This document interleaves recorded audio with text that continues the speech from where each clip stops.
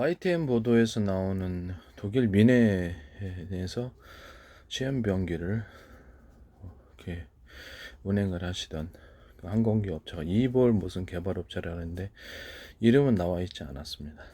그래서 이제 YTN에서 거의 제 기술이 거의 그냥 엄청나게 나오고요. 그들 회사는 자신들의 기술 설명 안 했어요. 저는 이제 대략적으로 제가 만든 기술이기 때문에 힌트만, 그렇죠. 힌트를 딱 보고 이렇게 미리 이제 그들에 대해서 나머지 그들이 공개하지 않은 기술들에 대해서 공개를 하고 이게 제 기술과 똑같다라고 얘기를 했습니다. 이번 회사도 마찬가지인데 이들이 회사가 그렇죠. 대략적인 것만 얘기를 하고 좌우 회전수를 틀리게 자기네들이 이렇게 한다는 거예요. 그래서 그거는 전기양을 통제한다는 거거든요. 인류 역사상 없는 특허예요. 그래서 이렇게 지금의 보통 전기 자동차나 그다음에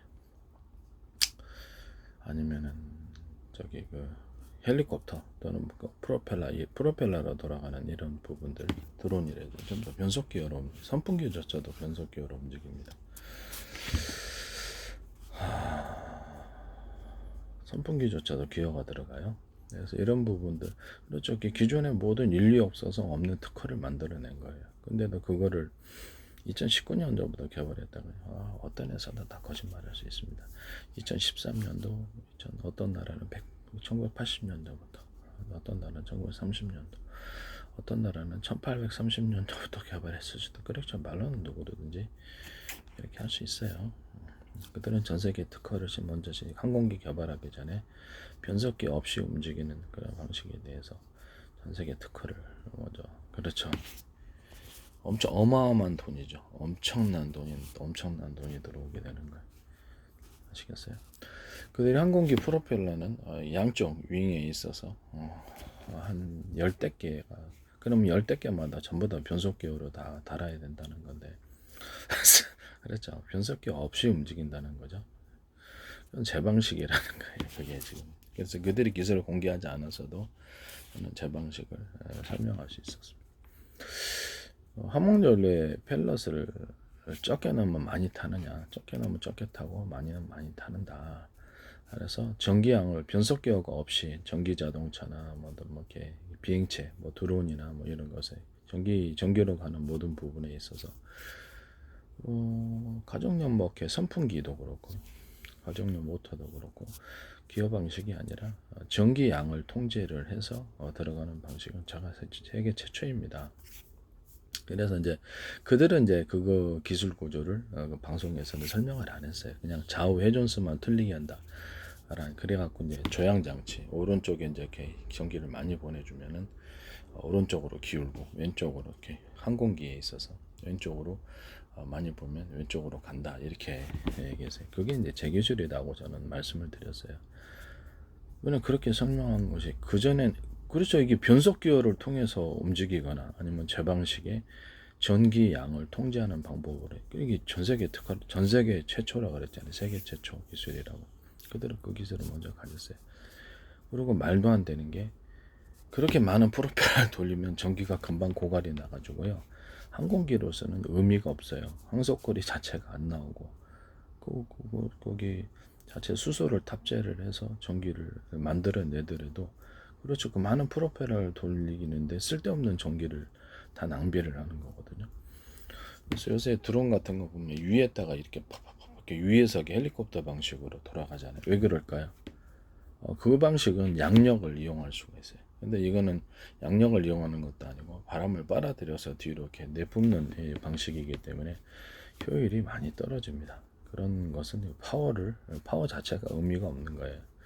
실험 비행기로서 뛰게 할 수는 있지만 무거운 짐을 싣거나 빠르게 움직이거나 파워 자체에 있어서는 그렇지, 항공기로서는 의미가 없는 그런 거라고 저는 생각하고 있습니다. 그 많은 프로펠러가 열댓 개 막 달려 있는데 그거를 돌리느라고 전기를 다 써버리고 그렇죠. 그게 좀 무모한 방식이죠. 배터리를 탑재를 하려면 엄청난 많은 대형 배터리를 다 탑재를 해야 될 때, 그러고도 전기가 금방 고갈돼 버려요. 그래서 이게 제가 보기엔 말도 안 되는 방식이라고 합니다. 실험 비행기로서는 어쩔지 모르지만 실용성, 항공기로서 실용성을 가지고 항속거리와 어떤 무거운 것을 탑재하고 이거는 아니라고 생각해요. 지금 있는 그냥 프로펠러기를 양력을 넣는 헬리콥터식으로 양력을 넣는 그게 훨씬 낫죠. 그래서 같은 전기라면 그래서 전기 요새는 그래서 제가 보기에는 제 기술이 너무 많이 똑같이 들어가 있다라는 거죠. 그래서 전기를 통제하는 방식에 대해서 제가 말씀을 드렸죠. 그래서 화목난로에 펠럿의 연료를 적게 넣으면 적게 타고 많이 넣으면 많이 탄다. 적게 넣는데 많이 탈 리가 없다. 변속 기어를 없애버리고 이건 제 기술입니다. 그래서 그 회사는 그 프로펠러 하나하나를 변속하기 위해서는 변속 기어가 열대 개가 필요할 수도 있는 거예요. 그래서 말도 안 되는 비행기. 그래서 제가 그거를 저 사람들 그럼 자기네들이 변속 기어가 없이 제 방식으로 전기양을 통제해서 좌우 회전수를 틀리게 하는 거구나 라고 얘기를 해서 그럼 저 사람들 변속 기어 없이 뭐 이렇게 전기 자동차가 됐든 뭐 이렇게 일반 가정용 선풍기가 됐든 가정용 가전제품이 됐든 다 변속기를 통해서 움직이는데 헬리콥터가 됐든 그렇죠. 전 세계 특허예요. 엄청난 돈이 들어올 거예요. 그래서 제가 저 부분에 대해서 제 기술이 YTN에서 너무 많은 기술이 있게 나왔기 때문에 YTN 보도였었거든요. 방송 보도였었는데 이 부분에 대해서 제가 속임수가 있지 않나라는 생각을 좀 의심을 좀 해봅니다. 왜냐면 내 기술은 너무 똑같은데 세계 최초로 개발한 제 기술하고 너무 똑같은데 그들은 이제 방송을 통해서 자기들이 어떻게 좌우 회전수를 동시하는지를 설명을 안 했어요.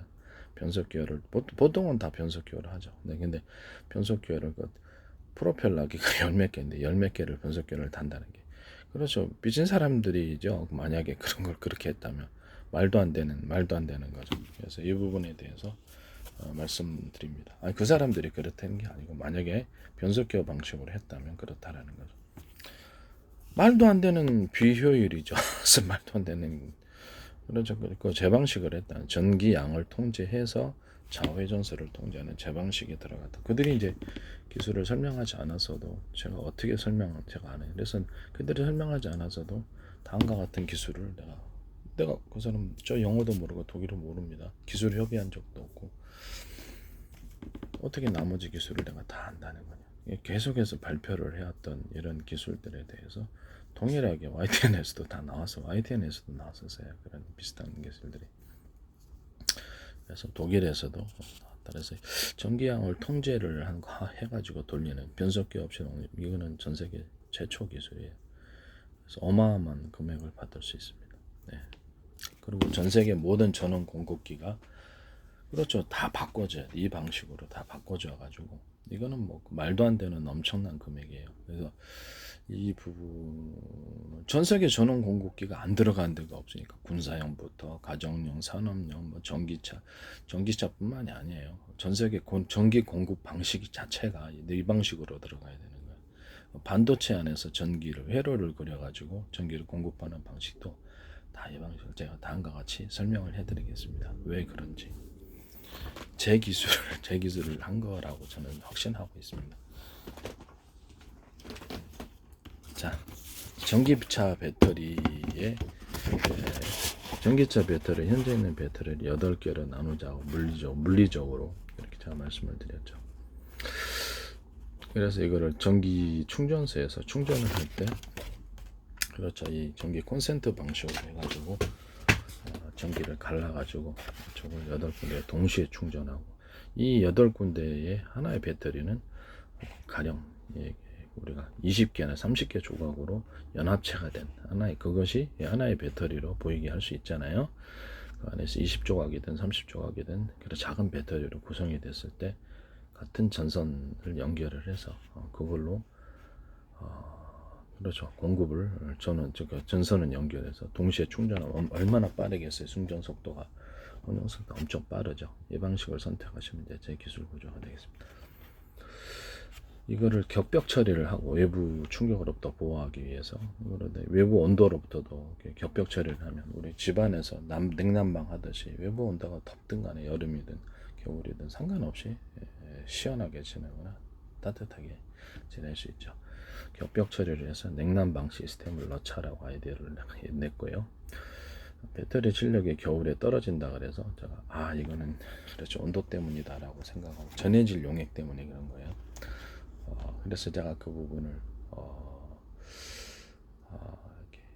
이렇게 온도 때문이니까 외부 충격으로부터 보호하고 겹벽 처리 이렇게 하고 그 안을 냉난방으로 해가지고 겨울에도 히터 같은 거를 따뜻한 원풍을 풀어주면 이게 활성화될 거다라고 생각을 해서 그 부분을 그렇게 기술을 제시를 했더니 겹벽 처리를 하고 냉난방 시스템을 한다. 그러니까 YTN에서 어떤 업체가 그걸 하시더라고요. 그래서 좌우 회전수도 하셨어요. YTN 어떤 업체가 좌우 회전수를 틀리게 한다라는 개념을 내시더니 이제 독일 회사도 거기도 어떤 업체가 그랬어요. 그래서 어떤 업체가 발표를 할 때 YTN에서 냈던 기술이에요.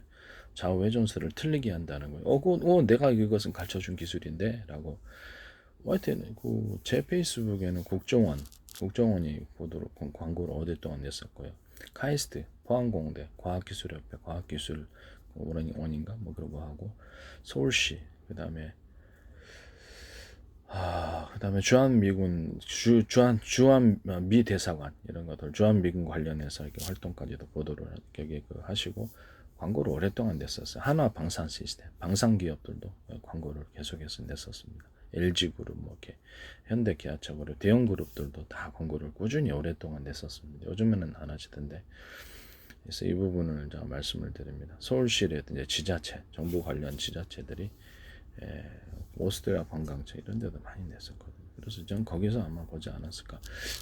유튜브 숫자가 적은데 어떻게 해서 그들이 이제 저는 글로서도 이 기술을 다 써놨고요. 댓글로서 그다음에 동영상을 통해서도 계속 발표를 했던 부분이라서 그거를 이제 유튜브로 제가 옮겨가지고 이제 유튜브는 별로 안 돼요. 숫자가 65명밖에 안 되고 페이스북은 5,000명 가까이 되고 개인으로서는 최대 전 세계 다 외국 회원들이 거의 대부분이고 전 세계로부터 댓글이 엄청 많이 들어옵니다. 아마 거기서 하지 않았을까라고 추측해봅니다. 어디서 보셨습니까? 배터리를 갖다 전기차 배터리를 8개를 물리적으로 배터리요. 어떤 현대 기아차에서 그거를 냉난방 겹벽 체력은 냉난방식으로 발표를 하시더라고요. 그전에는 전기차가 그런 게 없었거든요. 그래서 이 부분을 제가 말씀을 드립니다. 혹시 제가 그 자동차, 전기 자동차라든지 각종 컴퓨터라든지 이런 부분들 시스템이 다운되지 않게 해서 전체 시스템 전기 자동차가 급발진, 그러니까 과전류로 인해서 그래서 전기차가 이제 같은 배터리에서 쓰다 보니까 전기 어떤 전해질 용액이 어떤 충격에 의해서 뒤흔들리거나 뭐 며칠 전에도 개인 택시가 뉴스에서 충돌이 있은 후로 이제 급발진이 별로 의심이 되는 188km를 달았더니 전기차가 문도 딱 잠궈져버리고 그러고 다른 사고에서는 에어컨도 잘 안 들어서 이거는 전기차 배터리로 인해서 과전류가 그쪽으로 흐르기 때문에 전기차 배터리를 다스리고 있는 뭐 기판 뭐 이렇게 소프트웨어가 전류가 흘러서 망가진 거다. 이거 보일러에도 그런 현상이 일어나거든요. 그래서 이 기술 구조를 알아서 전기차라든지 컴퓨터라든지 이런 중요 시스템, 뭐 군사용도 그렇고 모든 것에 있어서 중요한 소프트웨어, 기판 이런 것들, 또는 컴퓨터로 얘기를 하자면 하드 디스크까지도 가능해요. 그래서 뭐 이런 것들을 해가지고 따로 배터리를 만들어서 공급하는. 그래서 전체적인 어떤 그 시스템의 공급, 배터리 구동 부분에 있어서 배터리가 이상이 생기더래. 그래갖고 이제 과전류가 흘리더라도 여기는 따로 전기를 공급받기 때문에 이상이 없는 그런 방법을 혹시 또 채택하시는지 모르겠어요. 제가 얘기한 기술마다 다 그냥 어디서 그냥 멋대로 써버리니까 기술 지적재산권 자체도 의미도 없고 사실 어떻게 보면 만약에 제 기술로 이렇게 제 기술이라면 다 도둑질인 건데 기술 도둑질인 건데 YTN에서 그 좌우 회전수를 틀리게 하는 기술을 YTN에서 이미 한번 보도했고요. 어떤 중소기업체가 발표하시더라고요. 그건 이제 독일 민행사인 어떤 회사가 또 하시더라고. 그다음에 미국 방송 보는데 미국 라이더 업체인가 거기서 이렇게 자율주행차 만드실 때도 제가 전투기에 있어서 드론에 있어서 이렇게 전 세계를 수백 조분의 1, 수천 조분의 1로 가로 세로로 쪼개고 그것을 좌표 숫자로 표시한다. 또는 하늘 위로 상층으로 가로 세로로 쪼개고 좌표와 숫자로 표시한다. 지하로 가로 세로로 쪼개고 좌표와 숫자로 표시한다. 바닷속도 가능해. 우주도 가능하고요. 하늘에다 줄 긋는 거 아니니까 프로그램 계산이기 때문에 그걸 가지고 이제 GPS를 대신한 그런 좌표 측정 방식을 만들었거든요. 그리고 간단하죠. 여기서 이렇게 팬트에다 구멍 하나 뚫어갖고 뭐랄까 전세계 특허 났듯이 이것도 매우 간단해. 저기서는 간단합니다. 뭐든지 복잡하면 안 된다고 생각하는 사람이에요. 그래서 이거를 이제 가지고 자기 이렇게 드론 같은 데는 우리 비행체다, 아군 비행체다 그러면 위치를 측정하고 상대방의 비행체가 나타날 때 전파를 그들이 이렇게 동서남북 어디로 움직일지 알 수 없잖아요. 미리 여러 군데를 쏴버리는 거예요. 그래서 쏴가지고 그들이 움직여갖고 전파가 다시 돌아오는 것을 측정해서 그들이 움직이는 속도, 방향 이런 것들을 예상해서 다시 건파를 쏴가지고 요격하는 거예요. 미리 그들이 움직일 범위를 계산해서 그러면 높은 확률을 가진데 먼저 요격 범위를 따라서 요격을 하는 이런 방식을 제가 말씀을 드렸더니 이거를 미국 라이더 업체에서 그렇죠 전파를 이렇게 그 상대방 자동차가 앞에서 올 때 상대방을 행동을 예측한다는 거예요. 아마 저는 그래서 전파를 갖다 여러 군데 쏴가지고 방향, 속도 이런 것들 알아야 되는 거거든요. 그 방식을 이렇게 채택을 하시더라고요. 그것도 역시 보도에서 방송 보도에서 나오시더라고요. 그것도 제 기술입니다. 제가 어떻게 그들은 이제 그들의 기술을 설명을 안 했어요. 그래서 제 기술을 그런 방식으로 했을 거라고, 전표 방식과 이걸 했을 거라고 저는 생각하고 있습니다. 어떻게 내 기술이 거기 다 나오죠? YTN에서도 제 좌표 방식이 다 나왔을 거예요. 그게 외국 업체, 미국 업체였는데 미국 라이더 업체 중에서는 최고라 그러던데 거기서도 역시 마찬가지로 제 기술이 나왔었습니다. 어쨌든 자동차 배터리가 이렇게 있다 그러면 자동차 배터리를 이렇게 보면 이렇게 20조각이다 그러면 여기 충전을 할 때도 콘센트 방식으로 이 안에 전선을 연결해서 20조각에 충전할 수 있습니까? 없습니까? 겉으로는 하나지만 안에는 20조각으로 20개 연합된 배터리로 되어 있는 거예요. 그럼 동시에 충전하면 되게 빠르게 충전이 되죠. 그럼 그 중에서 내가 전기를 만약에 이론적으로 거꾸로 방전 뽑았을 때는 그렇죠. 거기 전선의 구조를 갖다가 이렇게 그 중에 작은 배터리가 20개인데 그 중에 5개만 뽑았는지 10개만 뽑았는데 숫자를 조절해서 전기를 뽑았을 수 있습니까? 없습니까? 이렇게 되면 전기 양을 이런 방식으로 통제를 한다는 거죠. 그 하나의 배터리에 가령 20개인데 총 200의 전기를 이 배터리 하나가 공급한다고 이론적으로 생각합시다. 그러면 각 10씩을 공급을 하는 거죠. 전기를. 그러면 5개 쓰면 50만 공급, 10개 쓰면 100만 공급. 이런 식으로 숫자를 조절할 수 있다라는 거죠. 이런 식으로 이제 전원을 공급하시면 제 기술 구조가 되겠습니다. 그다음 전체 배터리에서 속도를 높일 때 변속기라는 것 자체를 부품을 없애버리고 속도를 높일 때는 속도를 낮을 때는 그냥 한 개의 배터리 쓰고 아까 전 그 개념대로 속도를 높일 때는 2개나 3개의 배터리 쓰고 아주 많이 높을 때는 5개의 배터리 쓰는 거예요. 이론적으로 이 배터리 하나당 200씩의 전기를 공급한다고 가정했을 때 그렇죠. 이거를 다 받아들일 수 있는 그런 전기선이 있어야 되고 속도를 높일 때는 많은 양의 전기가 들어올 텐데 전기선이 타버리면 안 되잖아요. 그럼 그 방식은 전기선의 두께를 가지고 아주 두껍게 하든지 이렇게 하는 거예요. 그래서 제가 저때 로봇 손을 움직일 때도 전기 무게를 측정해서 전기 양을 그 전기선의 두께를 가지고 되게 두껍거나 중간 정도 되거나 가까이 얇거나 이런 이렇게 이해가 가기 쉽게 하기 위해서 이렇게 두께를 틀리기 위해서 전류를 흘려보내면 거기다가 이렇게 파워가 전기 파워가 이제 이렇게 틀리게 나서 무거운 물건 할 때는 그냥 두꺼운 전기선을 통해서 전기를 흘려보내고 이런 식으로 하는 거예요. 이런 방식을 하시든가 아니면 동일한 전선 피부 간의 고리선의 굵기가 동일하다고 했을 때 그거를 숫자를 어떤 것은 20개, 어떤 건 10개 구리선이 이렇게 10개가 있는 거예요. 어떤 것은 20개가 있고 어떤 것은 5개가 있고 어떤 것은 3개가 있고 그러면 그에 따라서 전기를 흘려보내면 그렇죠. 전기가 통제가 되는 거죠. 전기 양을 통제를 하는. 그래서 이게 전 세계 이제 전원 공급 방식에서 이 방식을 선택하시면 제 기술 레이사 레이더에도 제가 기술 설명할 때 이 기술을 설명했었어요. 이렇게 전선의 피복 안에 구리선의 굵기가 동일하다고 했을 때 어떤 것은 뭐 이렇게 5개짜리, 어떤 것은 10개짜리, 어떤 것은 20개짜리면 그렇죠. 전력을 내가 거기에 따라서 통제를 해서 전기를 흘려보내면 그만큼밖에 못 가는 거예요. 이해가 가시죠?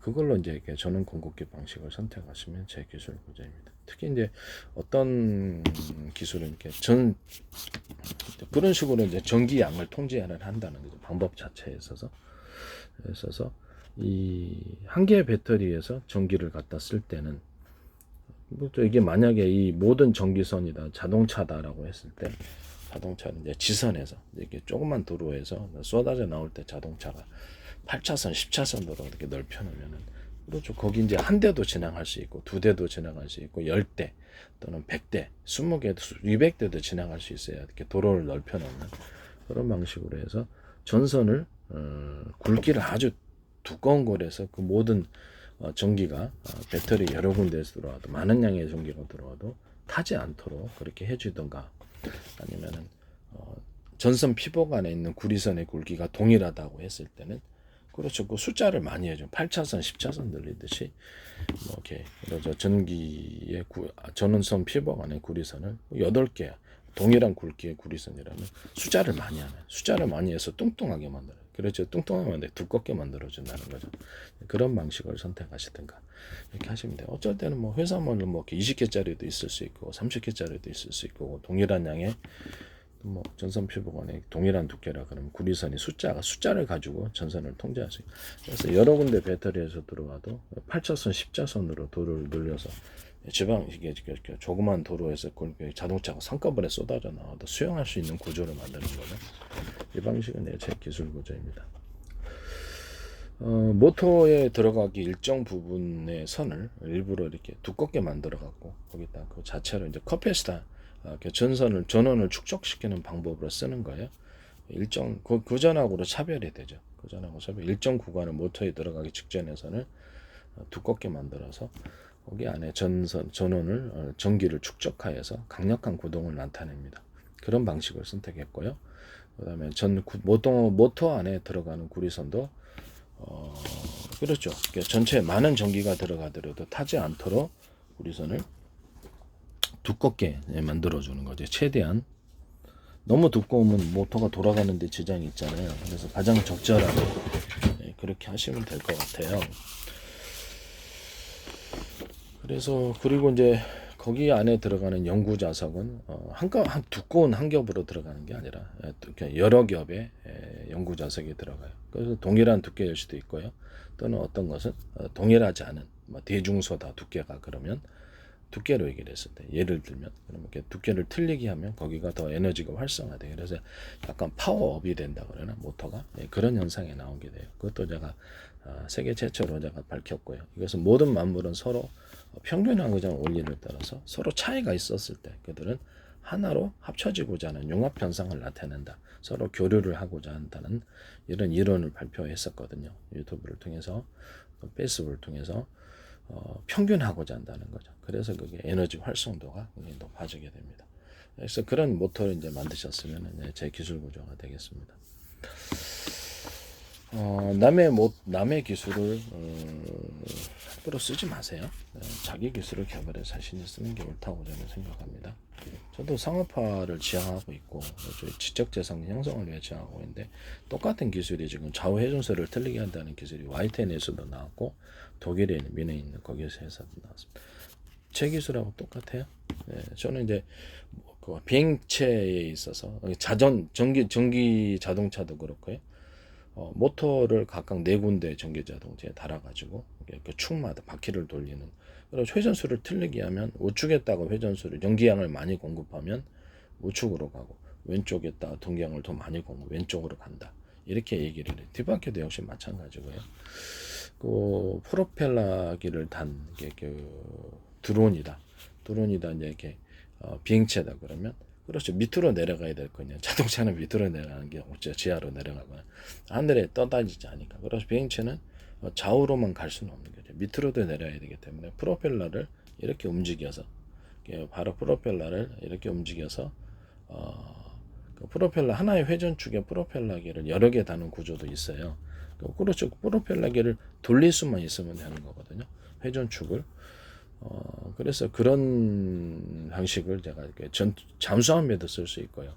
배에도 쓸 수 있고 하나의 회전축에 돌릴 수 있는 구동 파워만 되는 거예요. 그래서 프로펠러 여러 개 달아가지고 돌게 하자라는 그런 안을 내놨었거든요. 이론적으로 그러면 그 프로펠러는 그리고 하나의 회전축에 붙어 있어야 됩니까? 따로 이제 붙어 있어야 되는 거죠. 이게 무슨 말이냐면 이제 붙어 있어서 같이 돌려주는 거예요. 파워만 되면 되는 거예요. 이겠죠? 하나의 프로펠러기가 붙어 있어야 된다라는 전제 조건이 있어요. 그래야지 하나의 회전축에 이렇게 돌려서 2개, 3개, 4개, 5개 이렇게 팍팍팍팍 돌려준다는 거. 이해가 가시죠? 차로 얘기를 하자면 화물차는 바퀴가 많죠. 화물차는 무거운 짐을 실기에 바퀴를 많아요. 그럼 같은 회전축에 여러 개의 바퀴를 고무 타이어가 달린 바퀴를 갖고 있다는 그런 식으로 여러 개를 달 수 있답니다. 그런 식으로 이제 하나의 회전축에 구동 파워만 되면 돌릴 수 있는 파워만 되면 여러 개의 프로펠러를 달 수가 있어요. 그런 방식을 선택하시면 제 기술 구조가 되겠습니다. 그런 프로펠러 숫자 그 크기가 대중서 서로 사이즈가 틀린 프로펠러를 달아놨을 때 바람 같은 거 거기 일으키는 힘이 바람 같은 강한 용암 현상을 나타내서 헬리콥터 같은 큰 프로펠러에 동원하지 않아도 하나의 회전축에 여러 개의 프로펠러 달아놓으면 강한 양력이 생겨서 보다 더 무거운 짐을 싣거나 보다 더 파워 있게 움직일 수 있습니다. 이 방식을 선택하시면 제 기술 구조가 되겠습니다. 어쨌든 프로펠러를 이렇게 움직여 가지고 아래 위로 이렇게 밑으로 갖고 프로펠러가 바람을 위쪽으로 가면 아래로 갈 거 아니야 항공기가. 그래서 그런 식으로도 아래 위쪽으로 이렇게 딱 가변한다는 거, 움직일 수 있다는 거. 이렇게 해가지고 위로 올라가. 그 항공기에서도 독일 뮌헨에 있는 어떤 항공 이볼 개발 업체인가 본데, 근데 ITN에서 보도했다는 거기도 그 방식을 하시더라고. 수직 열정용 할 때 이렇게 프로펠러 이렇게 움직여서 밑으로 해서 이렇게 뜨시더라고요. 그런 방식을 동원하시더라고요. YTN에서도 좌우 회전수를 동일하게 전기차 보도를 할 때 그거를 이미 보도를 했었어요. 그 방식은 전 세계 특허예요. 그래 인류 역사상 없는 특허이기 때문에 그 특허를 취득했어야 되는 거예요. 그러니까 일단은 제 기술하고 너무 똑같고요. 이 회사들에게 YTN에서 보도했던 회사의 어떤 기술과 항공기에서 좌우 회전수를 갖다 틀리게 해가지고 조향 장치 만드는 회사 기술이 다 똑같아요. 제가 얘기한 방식 그대로가 그냥 나오고 있습니다. 이 독일 뮌헨에 있던 이볼 항공기 업체의 기술도 여기 전기차의 좌우 회전수를 틀리게 해서 조향한다는 이 기술을 그대로 똑같이 갖고 있고요. 그들이 어떻게 이제 원래는 변속기가 전 세계는 다 변속기를 통해서 움직이고 있어요. 변속기를 통해서 전기 자동차가 됐든 아니면 프로펠러 항공기, 드론이 됐든 다 가전제품조차도 선풍기조차도 다 변속 기어를 통해서 움직이고 있습니다. 그러면 그거 없이 움직인다는 건데, 그렇죠. 엄청난 비용이 절약되죠. 그러면 그 사람들은 전 세계 특허를 이미 획득을 했어야 됩니다. 누구든지 11년도부터 개발했다. 2008년부터. 나는 1980년도부터 이렇게 말을 할 수 있어요. 세상에는 거짓이 많답니다. 네. 꼭 그 회사가 그랬다는 게 아니고 세상에는 거짓이 많다는 것을 다시 한번 말씀을 드립니다. 사기가 엄청 많아요. 이미 YTN에서 내 기술이 왕창 들어가서 나오고 있는 판에 YTN에서 외국 회사의 기술을 조명해서 그렇게 해주셨는데 거기도 내 기술을 똑같다. 의심하지 않을 수가 없죠. 그 부분을 제가 말씀을 드립니다. 하여튼 제가 이 부분을 제가 말씀을 드립니다. 그래서 거기서 이제 변속 기어를 만약 프로펠러다 해서 변속을 하려면 이런 선풍기조차도 변속을 하려면 기어가 필요해요. 그래서 기어를 몇 개를 달아야 되냐면 열댓 개를 열몇 개 프로펠러가 있었으니까 열댓 개를 달아야 돼. 그게 무슨 낭비입니까? 그리고 그 프로펠러를 돌리는데 전기가 엄청나게 쓰일 텐데 말도 안 되는 거죠. 그리고 이제 거기는 제 방식의 어떤 금속 배터리를 사용해야 돼요. 파워 있게 하려면 일반적인 방법으로는 수소를 탑재를 해갖고 수소를 직접 태우는 방식을 하든가, 아니면 거기는 이제 전기 항공기였기 때문에 수소를 발전을, 수소 탱크를 여러 개 둬가지고 수소 발전을 통해서 연료 전지죠. 그걸 통해서 전기를 많이 해줘야 돼. 그만큼 전기 소비가 많기 때문에. 프로펠러 열몇 개인데 전기 소비가 얼마나 많아요. 그럴 바에 지금 드론에 이렇게 위로 움직이는 이런 헬리콥터 방식으로 이렇게 하는 게 훨씬 더 효율적이죠. 그죠? 거기는 양쪽으로 이렇게 그거는 그렇지, 양력을 이용할 수 있는 방식이고, 그거는 완전히 제가 보기에는 좀 힘들다고 저는 생각하고 있습니다. 그런 항공기는 실용성으로서는, 항공기로서는 저는 의미가 없다고. 실험기로서 재밌을 수는 있으나 실용성에 있어서는 항공기로서는 의미가 없다. 너무 많은 전기를 소비한다. 열댓 개 프로펠러를 돌리려고 엄청난 전기가 소비되는데, 그래서 얼마 못 가는 거죠. 무거운 짐도 실린데 한계가 있고, 또 그리고 갑자기 이제 뭐 이렇게 전원을 공급하는 배터리에 있어서 이상이 되면 추락이 돼. 어쨌든 제가 보기에는 조금 문제가 있다고 저는 생각하고 있습니다. 그래서 그 기술은 이제 제 기술로 봅니다. YTN에서 전기차를 좌우의 회전을 조향했다는, 회전수를 틀리기 위해서 방향을 조절한다. 조향이랑 방향을 조절한다는 그런 기술을 발표하신 거 하고, 미국 독일 미넨에 소재하고 있는 것은 이볼 개발했죠. 항공회사에서 좌우 회전수를 틀리게 한다는 조향 기술을, 이것도 그렇죠. 변속기를 통해서 안 한다면, 그들은 전 세계 특허를 취득했어야 돼요. 전 세계 어마어마한 금액을 받고 팔 수 있어요. 항공기 개발 필요도 없어요.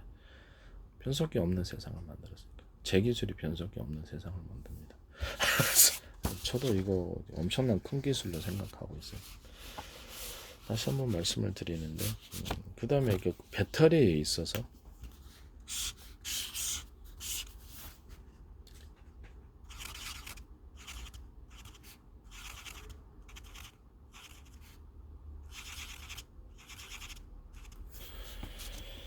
배터리에 있어서 제가 금속 배터리를 개발했는데, 이런 금속판, 구리판이 좋겠죠. 알루미늄 판도 되고 다른 판도 됩니다. 금속 구리판에 일단 구리판에 알갱이를 대중소 틀리게 만들어서 이렇게 배열을 해놔요. 나노 크기로도 돼요. 그래서 이렇게 MLCC 기술에도 들어가고, 휴대폰 이런 데서 나열을 해서 전선 구조로 만들어놓은, 그럼 전기가 파워 있게 저장이 되고 흐르게 됩니다. 여기다 금속 용량을 덮어서 판으로 만들고, 그 다음에 여기다가 절연체를 이제 덧붙여가지고 수십 장을 겹쳐 놓는 거예요. 수십 장이나 수백 장을 겹쳐 놓은 배터리를 만들 수 있습니다. 이런 배터리 만드시면 제 기술이죠.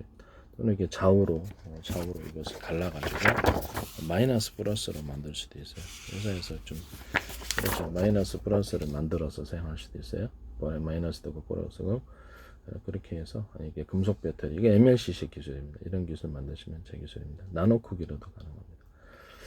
또 액체 배터리가 있어요. 액체 배터리가 뭐냐면, 물에다 전기 흘리시면은 여러분들 잠전 사고 많이 나요. 그러면 전기가 축적돼 있다는 겁니까? 안 축적돼 있다는 거. 그럼 전기를 저장할 수 있다는 거겠죠. 그러면 이렇게 물에다가 구리 알갱이를 대중소 틀리게 이제 만들어 가지고 거기를 넣어놔요. 그리고 거기다가 전기를 갖다 축적을 시킬 수 있습니까? 없습니까? 할 수 있습니다. 그런 방식의 액체 배터리 만드시면 제 기술 구조입니다. 그거를 이제 좌우로 해서 플러스 마이너스도 그것도 나눌 수 있어요. 물에다가 구리 알갱이들을 대중소 틀리게 하면 전기가 흐르게 됩니다. 파바박거리진 않아요. 다른 금속끼리 섞어놨을 때 서로 어떤 전기의 전도도가 틀리기 때문에 파바박거리게 되죠. 그래서 같은 금속이었을 때는 상대적으로 그런 현상이 없는 것으로 저는 알고 있습니다. 그런 형태의 액체 배터리 만드시면 제 기술 구조가 되겠습니다. 조금 전에 금속 배터리, 그것은 태양 전지로도 쓸 수 있어요.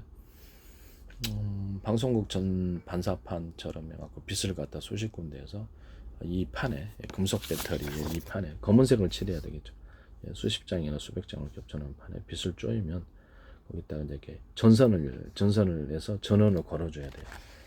서로 전선에 편선 피부가 낸 구리선에 대중소 틀리게 사이즈를 구리선의 굵기가 틀리게 만들어 놓으면 주파수 방식으로 바뀌어요. 그래서 주파수 방식으로 바뀌게 하는 이 기술 구조, 전선 이걸로 하면은 그렇죠. 빛으로 전환되는 일이 굉장히 높아집니다. 이런 태양전지 만드시면 제 기술이 구조가 되겠습니다. 하나의 전선 표복 안에 구리선의 굵기를 틀리게 만들어 놓으면 이게 강력한 주파수로 유선 안에서 주파수를 전파로 바뀌게 하는 기술은 제가 세계 최초입니다. 그래서 이걸로는 이제 통신의 혁명도 되고요. 그래서 전기도 이거 유선 안에서 주파수 방식으로 멀리 송전이 가능하고요. 그다음에 그 주파수는 원래 멀리 가요. 근데 유선 안에서는 원래 라디오 주파수 같은 거, 방송국 주파수도 그래서 공중에 공중파로 해도 주파수 방식으로 바꿔놓아서 하니까 멀리 가잖아요. 그래서 유선 안에서 주파수를 구현하는 기술은 제가 최초입니다. 서로 모든 만물은 서로 평균하고자 하는 원리를 갖고 있다는 제 이론을 따라서 구리선의 굵기를, 전선표기는 구리선의 굵기를 대중소 틀리게 만드는, 이것이 평균하고자 해서 교류한다는 것. 그래서 주파수 형태를 만들 수 있습니다. 주파수 형태는 회사별로 구리선의 어떤 두께와 가닥수를 통해서 마음대로 조절하거나 만들 수 있습니다. 실험 데이터가 필요합니다. 자기네들이 만들어 쓴다는 거죠. 그 다음에 이것은 전기 통신으로 사용했을 때는 전류를 좀 미약하게 흘러서 주파수 방식으로 통신이 이루어지는 것, 유선 안에서. 그러면 기지국 없이 멀리 가면 이것도 엄청난 전세계 대형 특허입니다. 하여튼 이 기술을 쓰시면 제 기술 구조가 되겠습니다. 그리고 이제 어떤 자동차 폭발 행정 방식으로 수소하고 산소를 반응시켜 갖고 하든지, 아니면 휘발유가 산소 비슷한 휘발유 많은데 석유가 많은 데는 이제 그렇게 자동차 폭발 행정을 해갖고 자동차 회전축을 지금도 보면은 휘발유로 다니고 경유로 다니잖아요. 그래서 이 부분에 대해서 제가 말씀을 드립니다. 어떤 그 방식으로 해가지고 하나의 회전축을 돌리는 거예요. 자동차 회전축 돌리듯이 돌린다면 100m, 200m 해가지고 서로 굵기가 틀린 구리선들을 잔뜩 감아놓고 회전축에 그 위에다가 서로 두께가 틀린 연구자석들 또는 두께가 동일한 연구자석들을 여러 겹으로 해서 원통형으로 해서 딱 배치를 해놓으면 전기를 걸어줘요. 그 다음에 전기를 거기서 이제 전기가 생산이 된 거예요. 그럼 전기를 받아들일 때도 서로 굵기가 틀린 전선 표복 안에 있는 구리선이 틀린 전선을 통해서 받아들입니다. 이 방식으로 발전을 하시면 제 기술 구조가 YTNS도 이거 쓰시더라고요. 아 진짜 어이가 없었어요. 그 다음에 현재 있는 그 어떤 방송 보도에 나오는 그 어떤 가위, 뭐 전동 가위라든지 아니면 이게 딱 들어갈 때도 이 방송을 보신 분들이 하도 제 기술을 많이 쓰시기 때문에 서로 굵기가 틀린 구리선이 들어가서 모터의 파워를 높이고 전력을 이렇게 파워를 높이는 방식을 쓰셨으면 주파수 방식이니까 파워가 높아져요. 모터 직전에도 들어가고 이런 방식을 쓰셨으면 제 방식입니다. 그것은 제 기술을 쓰시면 안 된다는 것을 다시 한번 말씀을 드립니다. 홈쇼핑이나 이런 데 가위라든지 뭐 기타 전동 공구에 있어서 전기를 쓰는 방식 또는 전기 공급을 해가지고 또는 레이저 가공기라든지 UV 장치 이런 데서도 전기를 공급을 해가지고 무엇을 했을 때 그것을 하나의 전선 표복 안에 구리선의 두께를 일부러 틀리게 만들어서 주파수 방식으로 만들어서 강한 강한 파워를 공급하는 그런 기술을 쓰셨으면 그건 제 기술이라는 것을 다시 한번 말씀을 드립니다. 남의 기술 도둑질해서 상업화시키지 좀 합시다. 수소산소를 반응을 시켜가지고 수소하고 산소 있잖아요. 불안가스 2대1이죠. 저는 이렇게 그렇게 할 필요가 없고요. 수소가 1일 수도 있고요. 산소가 4일 수도 있고 5일 수도 있습니다. 이런 식으로 해서 산소의 비율을 높여놓으면 고온 폭발력이 높아집니다. 불안가스는 원래 2대1이에요. 수소 2, 산소 1인데 산소의 비율을 높이면 굉장히 폭발력이 높아지며 그것을 수소 캡슐, 산소 캡슐 이래갖고 폭탄으로 만들어 놓을 수도 있다고. 그래서 캡슐로 넣어가지고 폭탄을 넣어놓고요. 그다음에 우라늄 분말을 좀 섞어주면은 산소 캡슐의 비율을 높이면 굉장히 둘이 고온 현상, 수소와 산소가 먼저 타고 고온 현상 속에서 우라늄 분말이 탑니다. 완전 연소 속에서 이런 연료를 만들어서 비행체를 움직이시거나 어떤 이렇게 열차를 움직이시거나 이렇게 비행체가 제일 낫겠죠. 그리고 비행체 연료로서 수소, 산소, 우라늄을 같이 결합시킨 우라늄 분말을 결합시킨 연료를 탑재하셔서 사용하시면 제 기술 보조입니다. 수소가 1일, 수도가 2일 수소가 100이고 수소가 10이고 산소가 1일 수도 있어요. 그러면 약간 산소가 부족한 거로 약간 더 적게 탑니다. 이렇게 해서 산소를 많이 높이면 그렇죠. 좀 더 많은 화력이 완전 연소가 이루어지게 되고 그래서 강한 화력, 높은 고온을 얻을 수가 있어요. 이 방식을 선택하시면 제 기술 구조가 되겠습니다. 가령 비행체다 또는 뭐 전기차도 그렇게 할 수 있고요. 수소, 산소를 같이 묶어 놓으면 폭발이 쉬워요. 그래서 브라운가스를 지금까지 쉽게 어떤 전 세계에 널리 쓰지 못했거든요. 그러려면 뭐 수소, 산소를 따로 보관을 하고 쓸 때만 딱 섞어주면 되지 않느냐는 아이디어를 제가 냈습니다. 수소를 온도를 높여주는 공간이 따로 있고요. 그 다음에 산소 온도를 높여주는 공간이 따로 있어요. 높은 고온을 얻기 원하면 산소 비율을 좀 높여주면 돼요. 그 회사마다 틀릴 거 아니에요. 쓰고자 하는 용도가. 그래서 쓰고자 하는 분량을 연소실에 섞어줘요. 온도를 높여주는 기술도 굉장히 중요한 기술입니다. 이것도 이렇게 굉장히 연료 효율이 동일한 양에 비해서 굉장히 파워가 셉니다. 강속거리도 길고 이 방식도 온도를 높이는 공간이 있으면 제 기술 구조. 수소, 산소를 따로 보관해서 섞어주는 이 기술 구조도 쓸 분량만 그래서 각 연소실에 쓸 분량을 연료 배분기를 통해서 보냅니다. 이 방식 쓰시면 이제 이렇게 브라운가스 혁명이 되는 거예요. 뭐 전기 자동차나 아니면 뭐 군사용으로 쓸 수 있죠. 그다음에 비행체 이 연료가 들어가게 되는 거예요. 이 방식을 쓰시면 제 기술 구조입니다.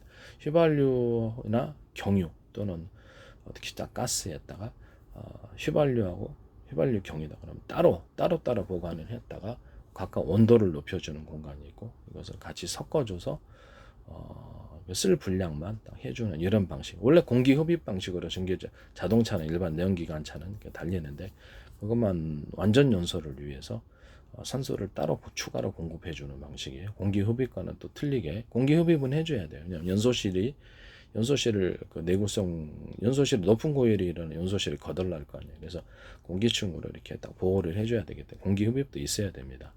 그래서 이거 상관없이 완전 연소를 지향하기 위해서 휘발유하고 산소를 따로 보관하고 그때 쓸 분량만 딱 섞어주고 그 중에 온도를 높이는 공간, 휘발유 온도, 산소 온도, 경유 온도, 산소 온도 또는 각종 어떤 LPG 온도를 높여주고 산소 온도를 높여주는 이런 식으로 해가지고 완전 연소를 지향하고 통일한 연료에 비해 상속거리가 길어지고 자동차 얘기랑 운행거리죠. 이게 파워가 높아집니다.